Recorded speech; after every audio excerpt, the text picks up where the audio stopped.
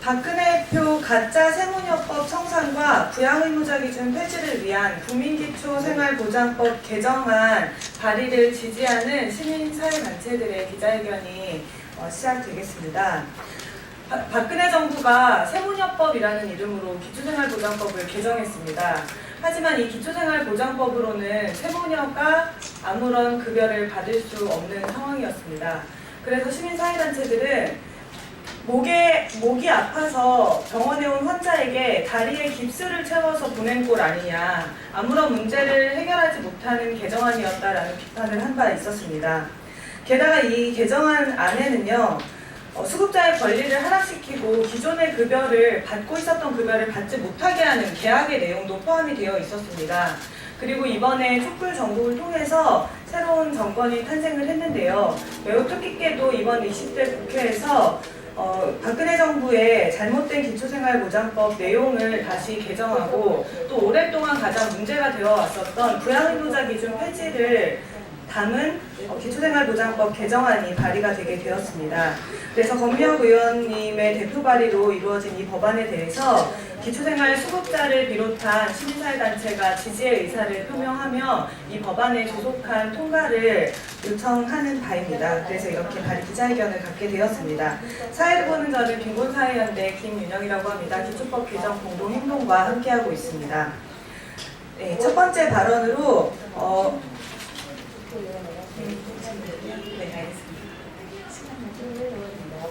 네, 그래서 지금 여기에 많은 분들이 함께 참여를 해주고 계신데요. 홈리스 행동에서 활동하고 계시는 그 약 학생분들과 또 활동가들이 함께하고 계시고, 빈곤사회연대 그리고 참여연대에서도 함께하고 계십니다.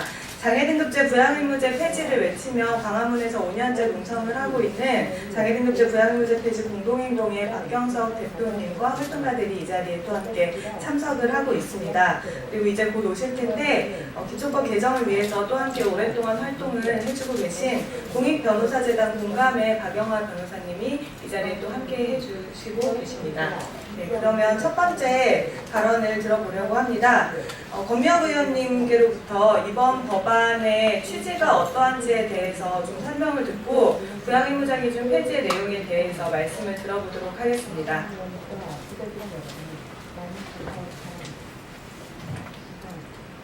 네, 더불어민주당 권미혁 의원입니다. 현재 보건복지위원회 활동을 하고 있고요. 제가 지난 2월 10일 날 송파 세모녀 사건을 기념해서 그 복지 사각지대에 놓여 있는 그 피해 당사자 증언대회를 가졌었습니다. 그래서 그 증언대회에서 정말 박근혜 정부 안에서 개정한 그 국민기초생활보장법이 얼마나 많은 문제가 있는지를 생생한 현장의 목소리를 듣게 되었고, 그 목소리를 바탕으로 해서 그 박근혜 정부가 역행한 그런 정책을 바로잡고 빈곤 사각지대 문제를 근본적으로 해결할 수 있는 국민기초생활보장법과 주거급여법 개정안을 발의를 하게 되었습니다. 이 법에는 지금 여기 나와 계신 많은 현장에 계신 운동가 그룹들이 정말 많은 고생과 수고를 해주셨음에 감사를 드리고요. 개정안의 주요 내용은 첫째는 주거급여, 의료급여, 그리고 생계급여 순으로 부양 의무자의 기준을 삭제하는 게 되겠습니다. 다음으로는 재산의 그 소득 환상의 산정을 위해서 기본재산의 소득 환산율을 매년 고시를 하고, 또 자동차를 재산의 범위에서 제외하는 내용이 있습니다.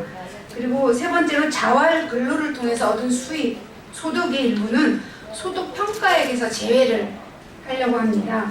넷째로는 의료급여 수급자가 소득이 증가해서 수급권자 기준을 초과하는 경우라도 2년 범위 내에서는 그 급여를 지급하려고 합니다. 다섯째로는 급여 신청 이후에 그 결정을 빨리빨리 해줘야 될 것 같습니다. 그래서 결정을 14일 이내 그리고 시일에 걸린다 하더라도 최소 30일 이내에는 통지를 해주도록 하였습니다. 이 국민기초생활보장법하고 주거급여법은 저희 그 보건복지위원회 위원장이신 양승조 의원님을 비롯해서 이제 그 이하경 의원님 등 여러 상임위에 걸친 의원님들 12명이 공동 발의를 해주셨고요. 그 사회자께서도 말씀하셨지만 문재인 대통령께서도 대선에서 국민기초생활보장급여의 수준을 현실화하고 부양 의무자 기준을 단계적으로 폐지해서 국민 누구나 국민 최저선 이상의 생활을 영위할 수 있도록 보장하겠다는 약속을 하신 바 있습니다. 이 약속대로 이루어지기를 바라면서 이 두 가지 법이 조속히 개정될 수 있도록 여기 계신 그 많은 활동가분들과 최선을 다하겠습니다. 감사합니다. 네, 감사합니다. 이번 법안은 말씀해 주신 것처럼 굉장히 뜻깊은 법안입니다. 조속히 박근혜 정부의 잘못된 기초생활보장법의 문제점이 해결되고 부양의무자 기준이 폐지될 수 있기를 바랍니다. 또 함께 발의해 주신 의원님들께도 감사의 말씀을 드리는 바입니다. 두 번째 발언으로는 5년째 광화문 지하 농성장에서 농성을 하고 계신 분입니다. 장애등급제 부양의무제 폐지 공동행동의 박경석 대표님으로부터 이번 법안에 대한 지지 발언을 들어보도록 하겠습니다.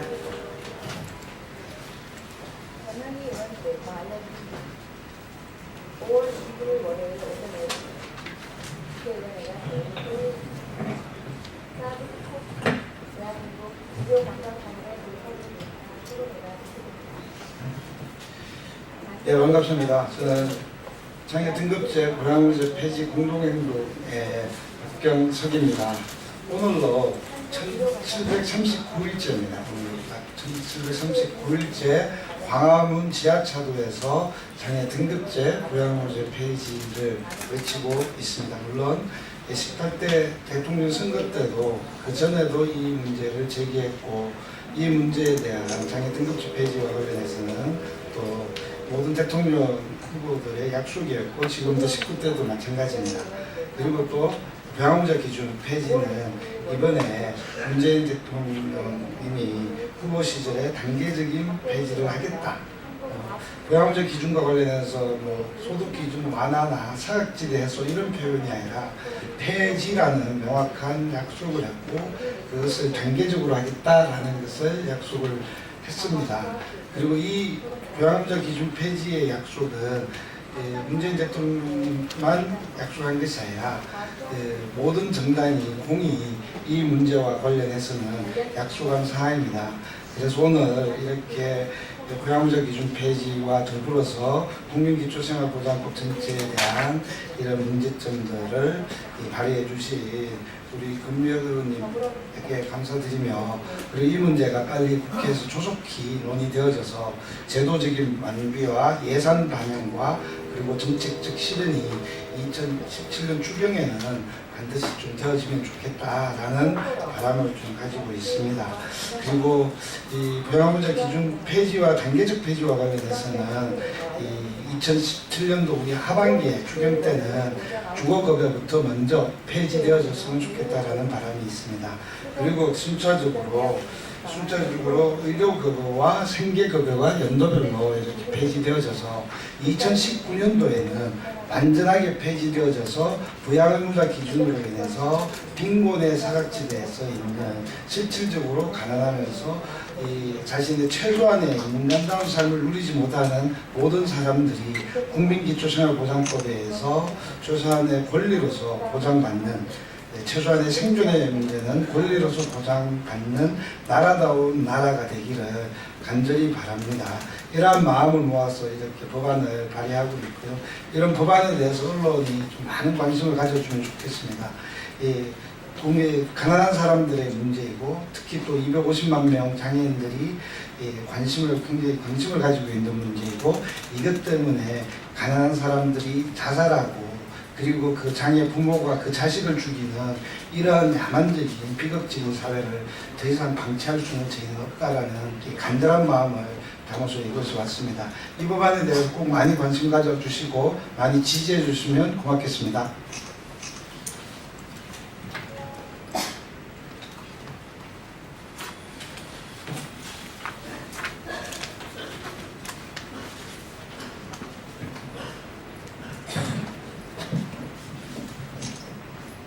네, 감사합니다. 항상 정론관에서 기자회견을 할 때마다 구호 외치기도 어렵고 기자님들도 굉장히 바쁘신 것 같아가지고 조금 뻘쭘할 때도 있더라고요.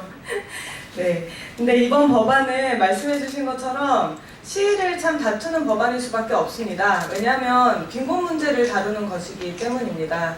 단계적 폐지는 아주 오랜 시간이 걸려도 괜찮다는 얘기는 아닐 것입니다. 그렇다고 믿고 있고요. 최대한 빠른 시일 내에 하되 이제 단계적으로 어떤 방식으로 하는 것이 지금 현재 사각지대를 효과적으로 빠르게 좀 흡수할 수 있는 방안인지에 대해서 많은 고민을 하실 것이라고 생각하고 있습니다. 네, 그래서 아까 말씀하신 대로 연내 주거급여 폐지라고 말씀을 해주셨는데요. 이 부분 굉장히 중요하다고 생각합니다. 기초생활보장법이 2000년도에 처음 생겼을 때도 다음 해로 시행을 미루지 않고 당해 10월 달부터 시행을 한 바 있었습니다.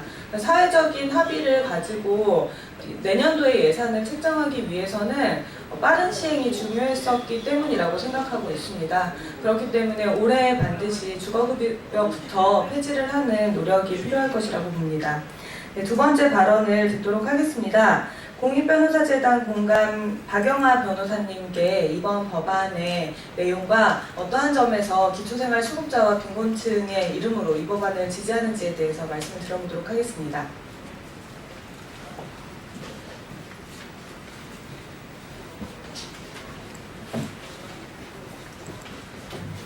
네, 안녕하세요. 국민인권법재단 공감의 박영하 변호사라고 합니다. 네, 지난 정부죠. 이제 박근혜 정부에서 이제 개별급여 도입을 추진했었는데 그때 당시에 이제 내세운 주요 목적 중 하나는 이제 근로의욕을 고취시키겠다는 것이었습니다. 근데 정작 이제 자활 참여자에 대한 소득 문제와 의료급여 특례를 폐지함으로써 오히려 자신들이 내세운 그런 목적에 역행하는 그런 계약을 단행했었습니다. 나아가 이제 개별급여 도입으로 행정 절차가 복잡해질 것이니 이제 불보듯 뻔한 일이었고 시민단체들도 그로 인한 이 수급권자들의 권리 침해를 매우 우려하는 상황이었습니다. 그런 우려는 곧바로 이제 법상 그 신청에 대한 심사 기간이 연장됨으로써 이제 실현이 현실화되었었습니다. 또 이런 다 알고 계시겠지만 이제 빈곤은 지금 당장 오늘 먹고 살 길이 막막한 현재 눈앞에 닥친 재앙이어서 그리고 생존에 관한 문제임에도 불구하고 너무나 쉽게 그런 심사 기간을 연장한 것은 정부가 이제 최저생활 보장에 대해서 가지고 있던 그 암이한 그런 시각을 보여주는 것이라고 생각이 됩니다. 이처럼 지난 정부에서 단행한 계약들을 원상 회복시키는 것이 것을 이제 이번 권리역 의원실에서 이제 발의하는 법안의 큰 의의가 있다고 생각이 되고요. 또 아울러서 이제 더 큰 의의를 가지고 있는 것은 이제 부양 의무자 기준을 폐지하고 또 현재 월 100%의 소득 환산율이 적용되는 자동차를 일반 재산으로 분류함으로써 지금까지 문제돼 왔던 불합리한 재산 기준을 이제 개선하고 있다는 데 있습니다. 이제 부양 의무자 기준은 빈곤층의 최저 생활을 가난한 가족들에게 떠넘김으로써 빈곤의 세습으로 이어지는 어떤 악순환을 낳고 있고 또 부양 의무자 기준의 굴레에서 벗어나기 위해서는 가족 관계가 해체됐음을 입증해야 되는 그런 부담을 부과하기 때문에 오히려 가족 해체를 촉진시키고 또 가난한 사람들끼리 최소한의 가족 간의 지지에 대한 최소한의 가능성마저 박탈하는 그런 부작용을 낳고 있고 가난한 사람들을 더욱더 가난의 나락으로 빠뜨리는 그런 부작용을 낳고 있습니다. 그래서 이번 국민기초생활복 개정안을 격하게 환영하며 또 부양의무자 기준 앞서도 언급된 바이지만 부양의무자 기준 폐지는 문재인 대통령뿐만 아니라 다른 정당에서도 모두 공약한 사항이기에 그 조속한 입법과 시행을 촉구하는 바입니다. 네, 감사합니다.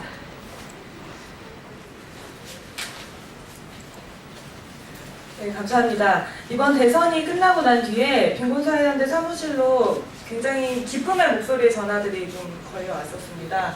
이제 정권이 바뀌었으니 부양의무자 기준이 폐지되는 것이 확실하냐, 이제 부양의무자 기준이 폐지가 되면 장애인인 우리 부모의 부양 의무를 우리 딸이 평생 잊지 않고 살아도 되는 것이냐라는 전화가 걸려왔었습니다.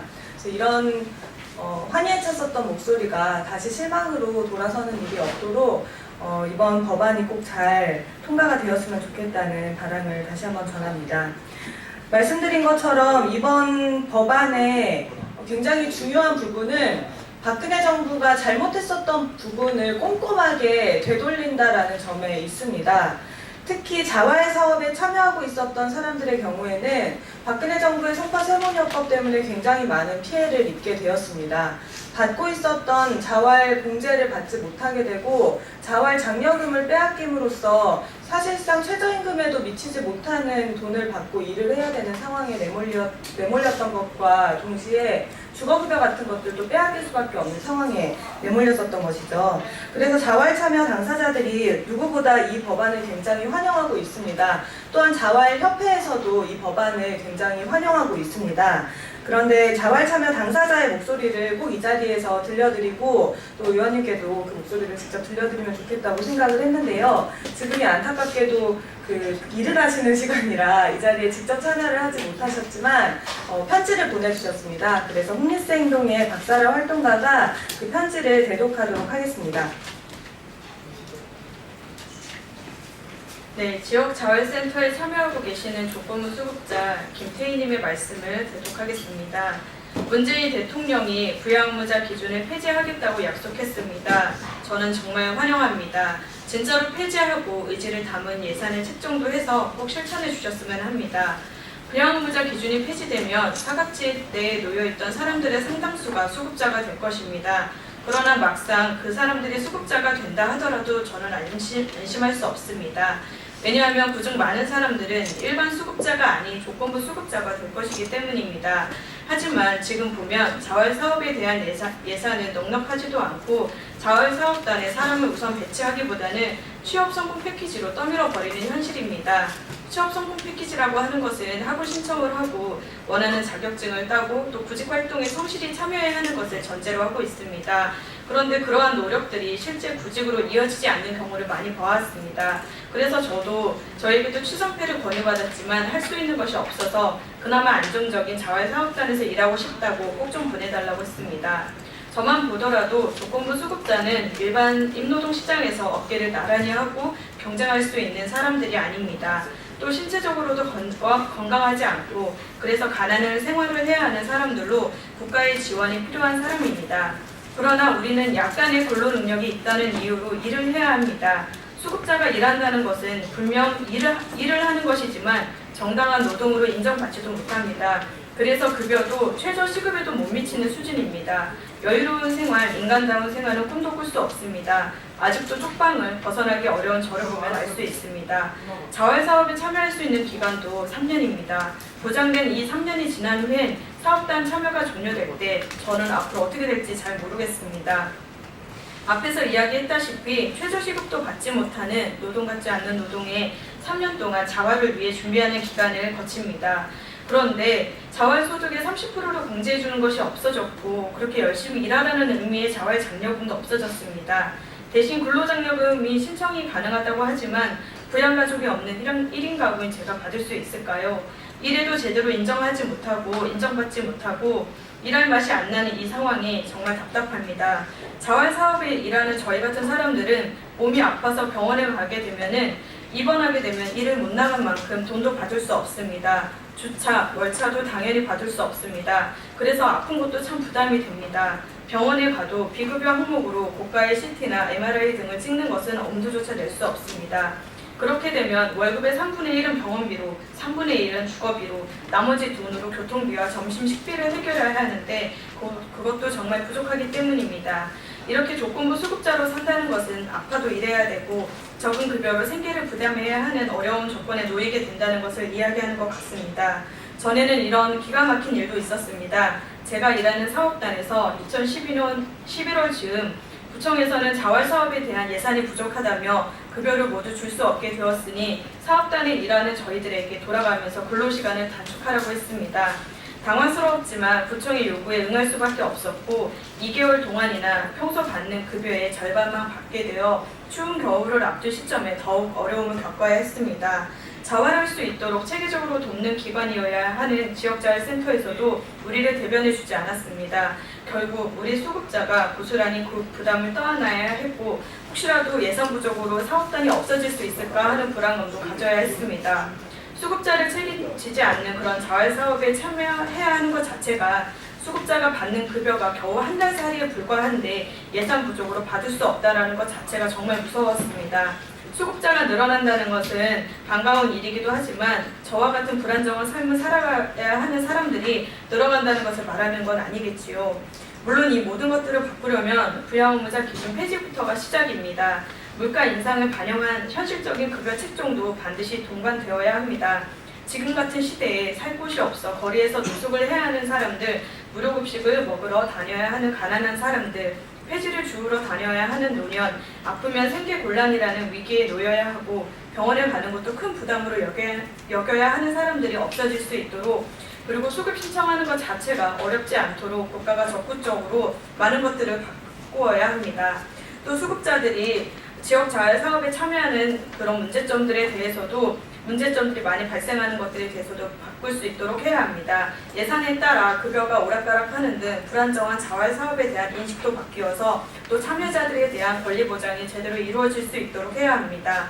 그리고 3년 후에 진짜 먹고 살만한 일로 자활이 연결될 수 있다라는 그런 희망을 안고 차근차근 일을 배워갈 수 있는 조건으로 만들어줬으면 좋겠습니다.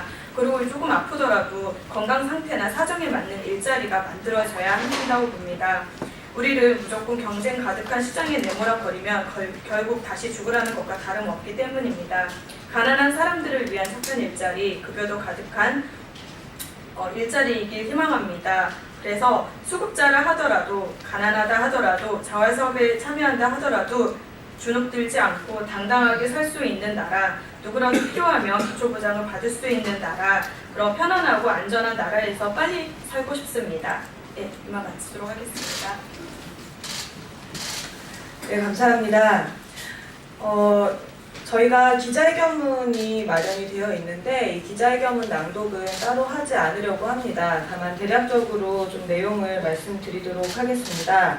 아까 두 발언자 분들께서 자세히 설명을 해주신, 앞선 두 발언자께서 자세히 설명을 해주신 것처럼 지금 현재 발의된 이 법안은 박근혜 정부에서 폐지가 되었었던 이행급여를 다시 부활시키는 법안입니다. 자활장려금과 자활공제를 다시 되살리는 법안입니다. 급여 심사 기간을 30일에서 60일로 터무니없이 길게 늘려버린 이 악법을 다시 되돌리는 법안입니다.